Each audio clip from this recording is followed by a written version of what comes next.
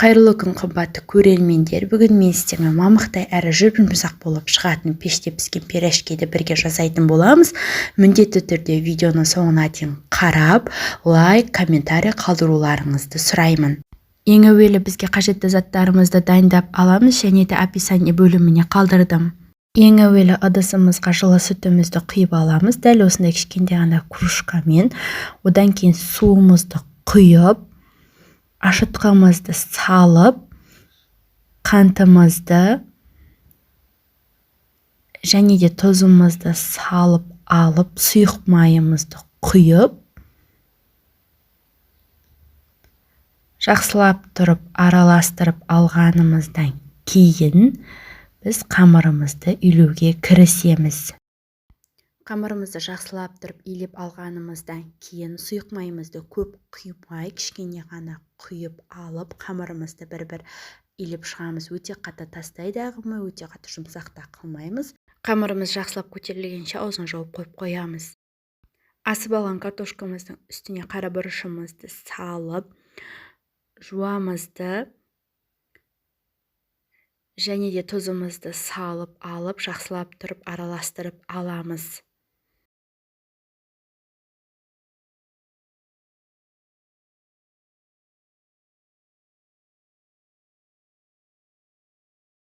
Мінекей біздің қамырымыз жақсылап ашып дайын болды. Осы қамырларымыздың барлықтарын өзімізге қажетімізше таразыға өлшеп те алсақ та болады, кесуге болмаса көз мөлшерінде алсақ та болады. Мен көз мөлшерінде кесіп алғаннан кейін осылайша барлық қамырларымызды домалақтап аламыз. Мінекей осылай қамырларымызды дайындап алғанымыздан кейін қолымызбен өте қатты көп жаймай, кішкене ғана жайып алып, үстінен салмамызды салып, екі жанынан жауып, осылайша біз пирожки жасай береміз.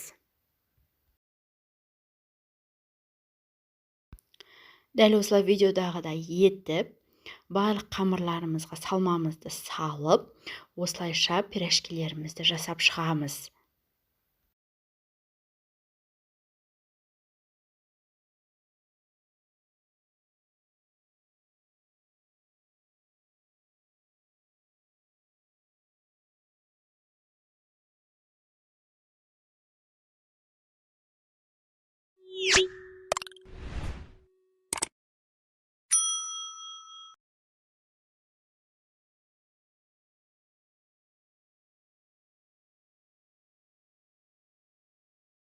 Мінекей бізде осындай көлемде пирожкиіміз дайын болды.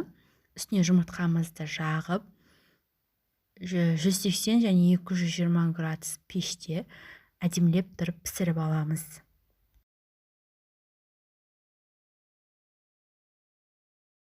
Міндетті түрде жасап көріңіздер, сіздерге ұнайды деген сенімдемін. Өйткені өте жұп-жұмсақ әрі мамықтай болып шығады. Міндетті түрде жасап көріңіздер. Сіздермен болған Айзада.